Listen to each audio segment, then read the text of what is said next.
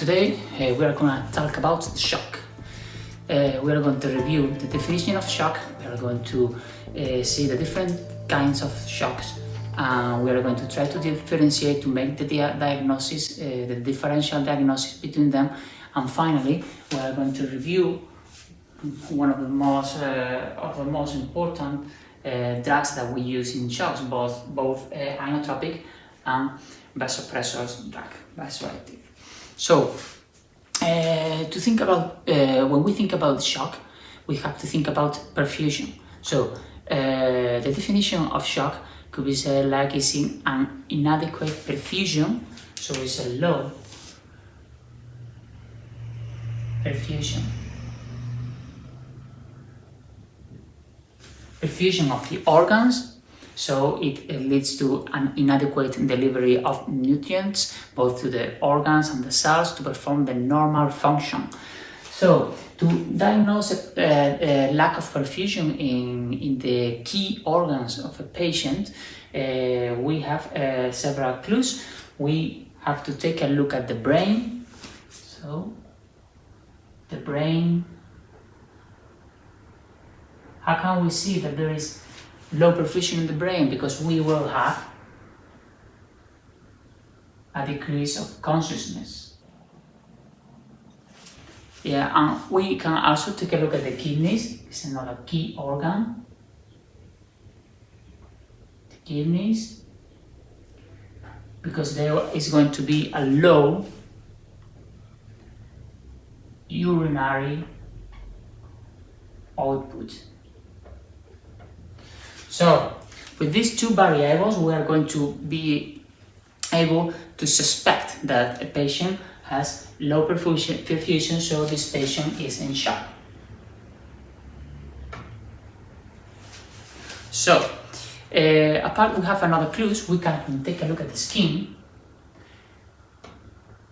I mean, the skin generally is not considered a key organ, but it will be very useful not only for the diagnosis of shock, but also to distinguish which kind of shock do we have. And we will see later.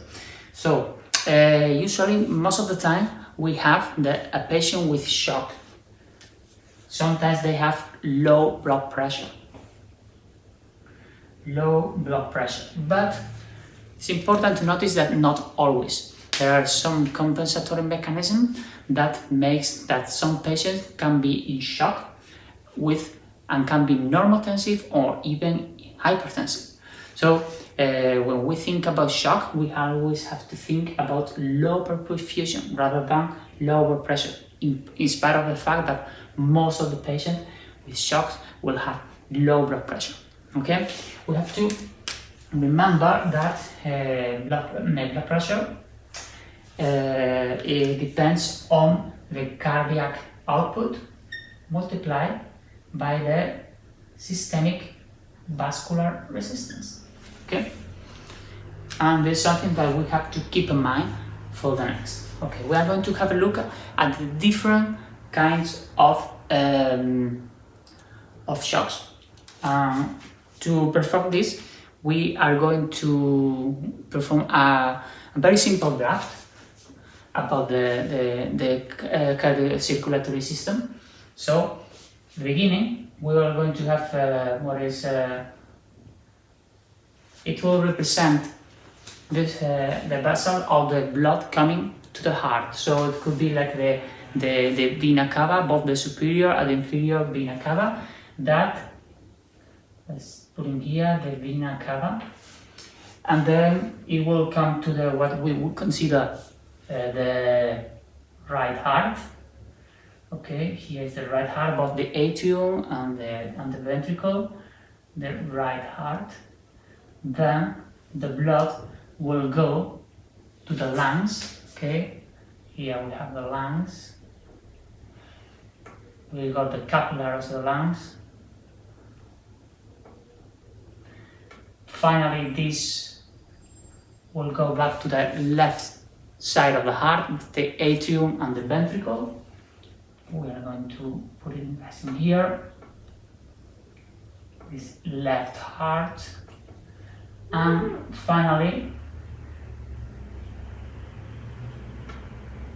put out through the aorta, we will have all the arteries of the body. Okay, so with this scheme, we could consider that all the blood that comes to the right heart is the preload.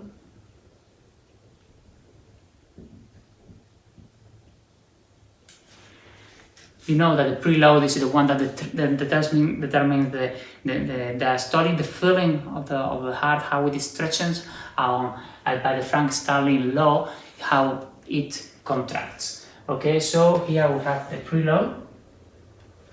After that, we are going to have here the right and the left heart that will determine the cardiac output. The cardiac output, remember that it composed of stroke volume plus heart rate. So how powerful the heart beats and how rapid the heart beats, it will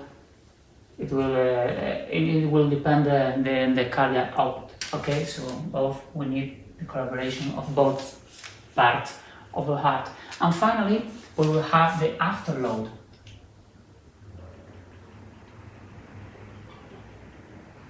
The afterload, here we could consider that the afterload is the force that the heart has to beat to be able to push all the blood to the arteries. Okay, so in the absence of any obstruction, but if we have another obstruction, like for example aortic stenosis, it would be another thing, but without any obstruction here, we could say that the afterload is mostly represented by the systemic vascular resistance. Okay, we could consider that this systemic vascular resistance of here. So here we can try to put with this simple draft, all the different kinds of shocks. Okay, so there are 3 different kinds of shocks. The first one is what is called the hypovolemic shock. The hypovolemic shock usually happens when there is a lack of liquid in the body. Okay, so there is less liquid. It doesn't matter whether it's intravascular liquid, that is blood, or there is a third, what is called a third space, I mean interstitial liquid. There is a lack of liquid. We could find it if we have an hemorrhage. That is a loss of blood, or whether we have burns. Someone get burned, we know that the skin lost a lot of liquid, and then we have this problem. And finally, we also have, if we have any kind of dehydration. If we have dehydration, doesn't matter whether it's because of a diarrhea or because the patient is bad hydrated, then we are going to have this hypovolemic shock. Okay, this hypovolemic shock is defined because here what we have is we are going to have a decrease of preload. Okay, a decrease. It's a hypovolemic shock produce a decrease in the preload. We know, and we have already mentioned, that from the Frank Starling curve, we know that if we put here the preload and the cardiac output, okay, we have a curve more or less like this. So up to a limit, the more preload that we have, the more cardiac output that we are going to have. So if we have a hypovolemic shock, we are going to have that this decrease in preload will turn into a decrease in cardiac output. So in the end, we are going to find that we are going to have a decrease in cardiac output and therefore in the blood pressure. So what does the organ do, the body does with this? It tries to compensate with this decrease in cardiac output with an increase in the systemic vascular resistance. So in the end, we are going to have that with hypovolemic shock, we are going to have a vasoconstriction, an increase in systemic vascular resistance. And this increase in systemic vascular resistance, we are going to be able to see it in the skin, because we are going to have a cold and wet skin. Okay? So, this is all with the hypovolemic shock. Then we go to the second one. The second one is called the cardiogenic shock. The second one is the cardiogenic. In this cardiogenic shock, we can divide it in two types. Then, if it is primary cardiogenic, it's the proper heart. Here, the defect, the problem, is here, cardiac output. Okay, so it can be primary cardiogenic, where is the proper heart the one that does not function okay. It can be because of we have, for example, ischemia.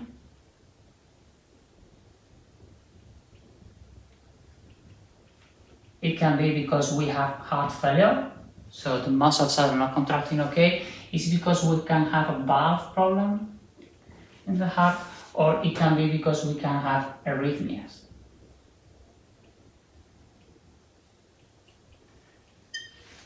So any of those can decrease the cardiac output. Okay, if we have one of those, of the three first that we have here,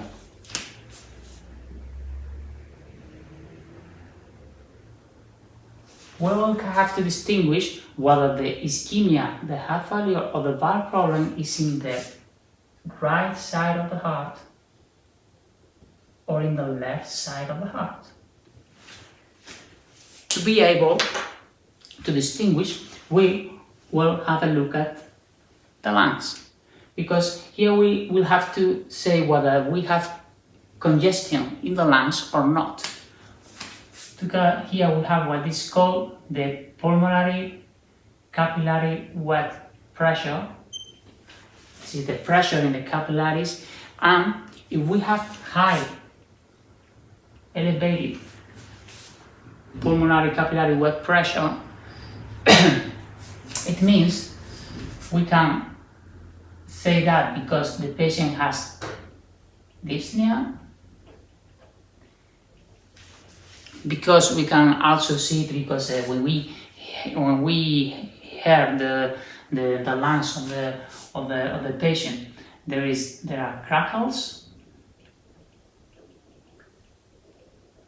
or also we can see it in the X-ray because we have congestion. If we detect that there is any congestion here, the problem is going to be placed in the left side of the heart.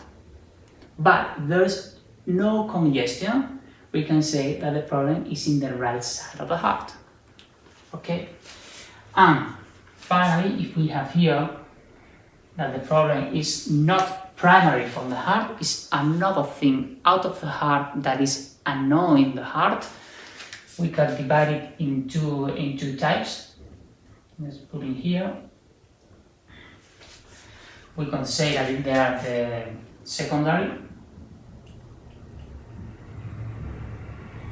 We can say that these secondary problems are because there is any obstruction. Usually, when we talk about obstruction, we are talking about a pulmonary embolism. with a pulmonary embolism or any mechanical problems. We have mainly two types of mechanical problems that do not allow the heart to work properly. So the first is cardiac tamponade.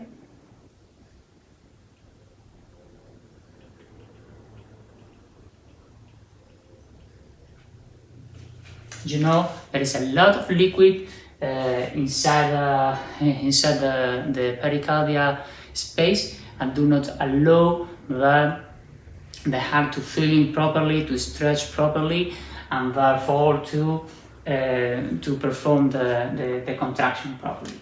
So, and then the other one will be the tension pneumothorax.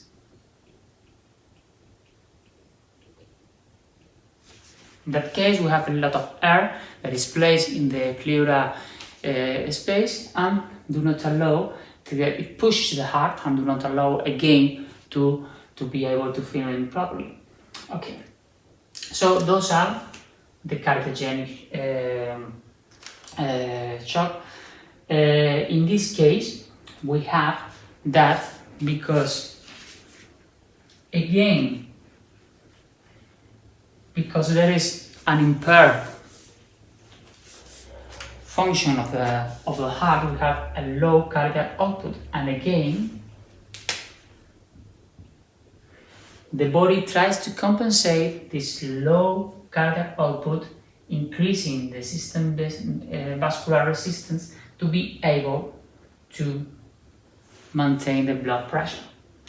So again, we have this in these patients we are going to have a vasoconstriction, and again in these patients as well as in patients with hypovolemic shock, they are going to have a cold and wet skin. Finally, we arrive to the third kind of shock, that is the third kind, that is called the distributive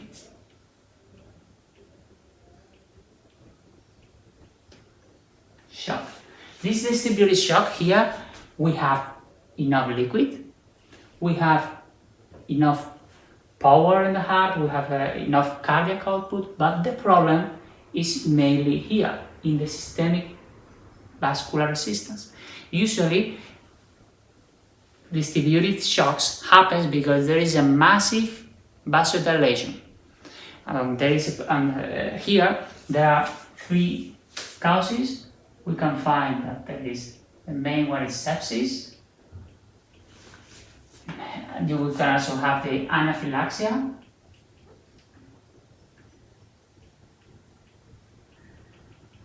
You know, from allergy, the mastocytes, they release a lot of cytokines and they produce this massive vasodilation.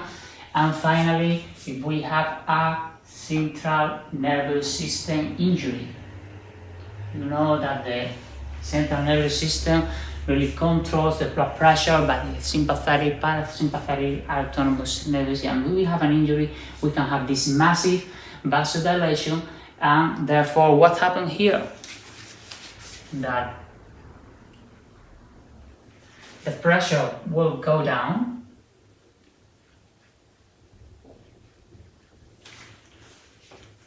because of a decrease in the systemic vascular resistance. Here we are not going to have vasoconstriction.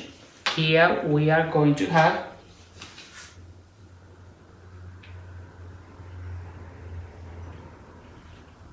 vasodilation in the vessels of the skin, and here we are going to have warm and dry skin. So finally, we could say that first of all, to diagnose a patient with shock, to summarize, we decide that the patient is in shock because there is low perfusion. How can we see that there is low perfusion? Because we have Low perfusion either in the brain, we can see it because the patient has low consciousness. We can say that there is low perfusion in the kidneys because there is low urinary output. And also we take a look at the skin. We can take a look at the skin because the skin will tell us the type of shock. Because if we find that there is cold and wet skin, we can be either in a hypovolemic or cardiogenic shock. How are we going to distinguish any of those? Because usually in the hypovolemic we have that there is low central venous pressure because we have low preload. So if we are able to measure directly by a catheter the central venous pressure and we see that it is low, that we have a central venous pressure that is between 0 and 5, we are most likely in a hypovolemic shock. We can also see it by measuring the pressure and taking a look at the jugular veins. Okay, so if we see that the central venous pressure is low, it's hypovolemic. Meanwhile, if we have a high central venous pressure, we will probably be in a cardiogenic shock. If we have a central venous pressure above 10, above 12, and we have the patient lay down and we incline it a little bit, and you can still see the jugular veins of the patient, then we will probably be in a cardiogenic. Okay, if we decide that we are in a cardiogenic shock, then we will also always have to rule out those secondary mechanisms here. We have to rule out that we don't have a pulmonary embolism, cardiac tamponade, or tension pneumothorax because we will have to treat these secondary causes. And if we decide that we are in a primary, obviously we will see whether it's an arrhythmia because the heart contracts very fast or very slow, and we can see it in the ECG. And if we decide that there is one of those causes, ischemia, heart failure, or valve disease, then we will have to decide whether the problem is in the left heart or the right heart, because if it is in the left heart, we usually have high pulmonary capillary wedge pressure that we are going to see because the patient has dyspnea, crackles, and congestion in the X-ray. Conversely, if we don't have any of those signs, we are going to have the problem in the right heart. And finally, if we have that the skin is warm and dry, it means that the patient has a distributed shock. And this distributed shock could be mainly because of sepsis, anaphylaxia, and or central nervous system injury.